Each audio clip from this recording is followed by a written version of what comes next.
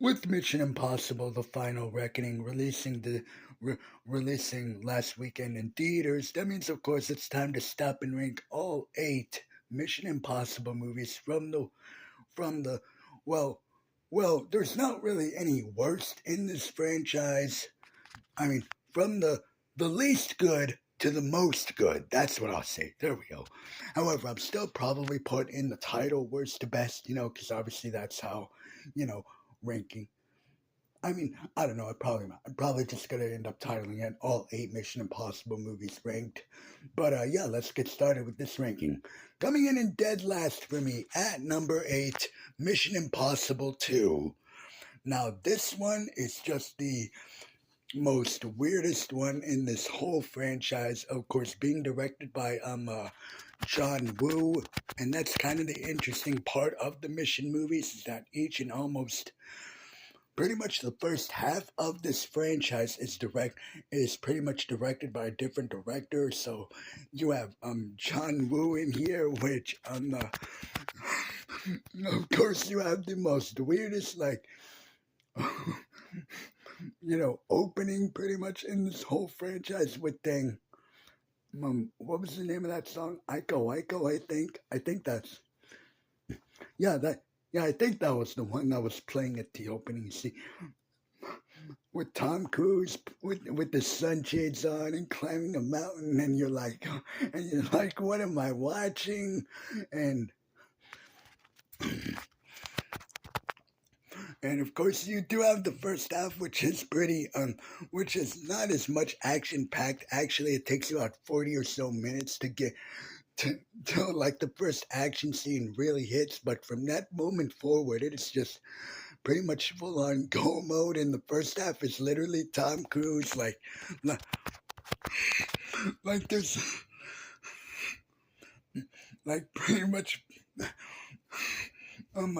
him pretty much being a womanizer, which it's pretty weird. It's pretty weird if you watch Mission Impossible 2, but um, I mean, but still though, if Mission Impossible 2 is at the bottom of your franchise, then you pretty much did something right. Number seven for me. Number seven for me, the original Mission Impossible. Now, I know, guys, I know. If you grew up with the Mission Impossible franchise, you guys would have this one a whole lot higher on here. However, for me, the original, I mean, still good, but, I mean, I get it. I understand its, relevance. Obviously, this is, of course, uh, um, uh, of course, directed by Brian De Palma. And he, of course, and this is way more of, that espionage type movie compared to where the franchise eventually ended up.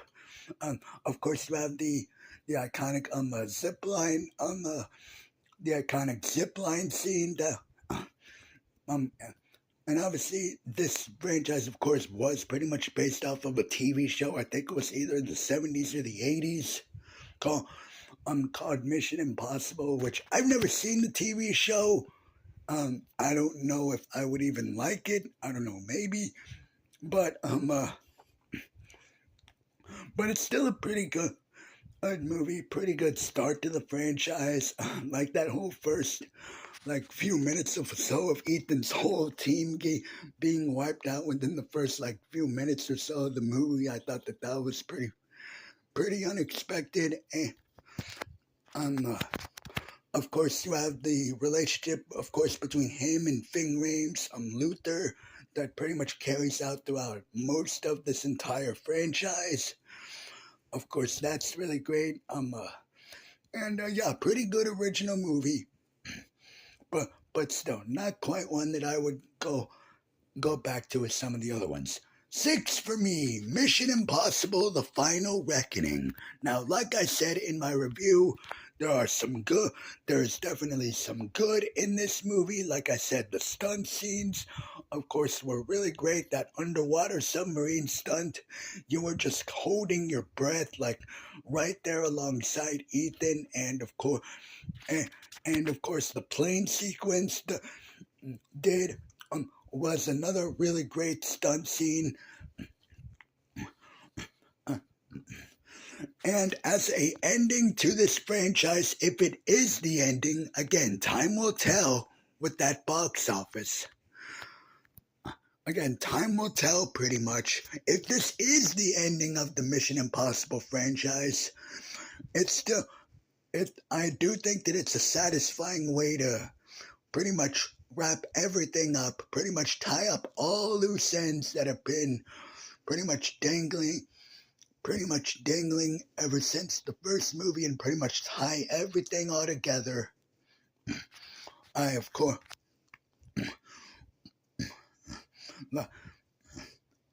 um, of course, the action scenes are all really good, like the one in the cabin. That one was cool, and seeing Tom Cruise, Ethan on a treadmill. That was of course pretty good. You of course do have some more really funny moments in here with Benji, Simon Pegg, but but the first half of this movie is pretty slow paced. Like there is so much exposition dump heavy in this movie, and of course you have the whole scene with the no, I mean you have the whole like thing about Angela Bassett as now the was now the president. Like what is up with this movie this year being apparently the year of big named actors becoming president. We had Harrison Ford earlier this year with Captain America, and now this with the new Mission Impossible with Angela Bassett. What's next? Tom Holland becoming president in a movie? But uh, but yeah, the first half is pretty slow paced, and also there's so many flashback scenes in this movie. Now, if you're a Mission Impossible pretty much veteran, you you would also pretty much be like, okay, do we really need to see all these flashbacks? We've seen all the other movies, but still, but yeah, a few things that hold the movie back. Still some good in here. Again, good, not quite great. 5. Mission Impossible 3. Now, this one is the interesting one in this franchise, of course, being directed by J.J. Abrams. And this is pretty much the only solo, really Tom Cruise vehicle-led Mission Impossible movie. And you get into Ethan's personal life and him having a wife, which kind of does raise the stakes up a little bit. And of course, and for me, you definitely have the best villain in the franchise with Philip Seymour Hoffman.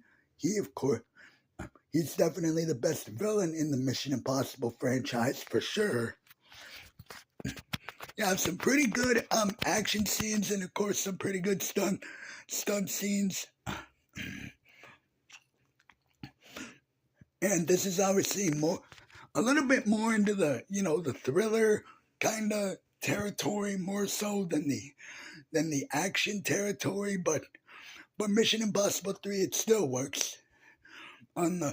So yeah, number 4 for me, Mission Impossible Dead Reckoning. Now, for me personally, even though this movie is also 3 hours long, just like the Final Reckoning, I didn't really feel the runtime that much with this one, mainly because I expected this movie to obviously be the setup movie.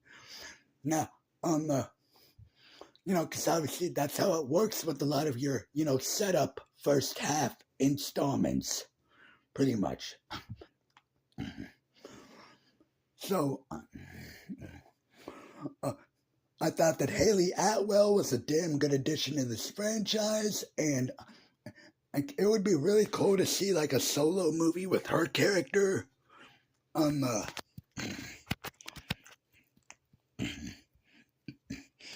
Of course you have of course you have all those amazing. Of course, the action in this, of course, was really good, and of course the stunt work was really good. Of course, that train sequence at the end was pretty good, and of course the stunt with Tom Cruise on the motorcycle going and going off that cliff. That was awesome stunt work. Awesome stunt work, Tom. And again, even though this movie is 3 hours long, I never did feel the runtime. Now, yeah, when you're comparing this one to now, yeah, when you're comparing now, yeah, with now Final Reckoning existing, there are some things that do hold Dead Reckoning back a little bit, like on the like not quite everything, of course, really um um really went together and landed together, and of course the villain. I mean, you think that he would have a little bit more impact, like especially when you got into like the second half, and he really kind of he really kind of didn't. But still though, I still enjoyed Dead Reckoning. That's my number four. Three, Ghost Protocol. Now this one, it's definitely probably the most humorous of the Mission Impossible movies. Of course, you have a really good.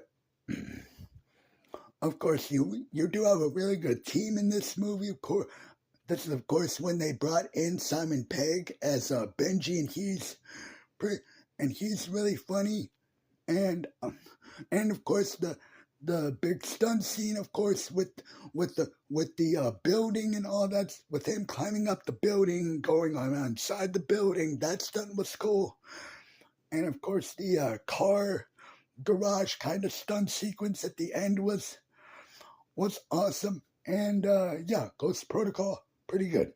Now these top two, they were pretty tough. Now these top two are literally pretty much like that close for me. How However, I am gonna have to go with number two being Rogue Nation. Now, Rogue Nation for me is really dang good installment in this franchise. Of course, you have that opening plane sequence, like that literally just kicks this movie off like with a bang, and it's like.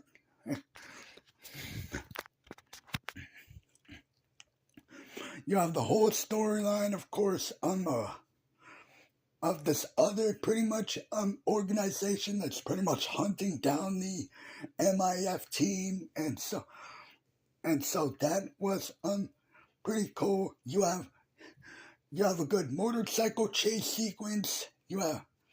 Of course, you have the ending, which was pretty good. Yeah, I know a lot of people kind of do complain about the whole thing with the villain being trapped in that box or whatever it is, but however, I really don't have a problem with that. So yeah, Rogue Nation, pretty good movie, and of course bringing in Rebecca Ferguson in here, you do was good, but like you kind of do wish that she would be in both Dead Reckoning and the Final Reckoning. She's only, of course, in Rogue Nation and Fallout, but yeah, still pretty good. But of course, coming in at my number one for me, Mission Impossible Fallout. This was, of course, this is a damn good Mission Impossible movie from start to finish. You have that Halo jump stunt scene at the beginning of the movie where you're just where you're just in full on pretty much all at Tom Cruise, like when he like jumped out of that.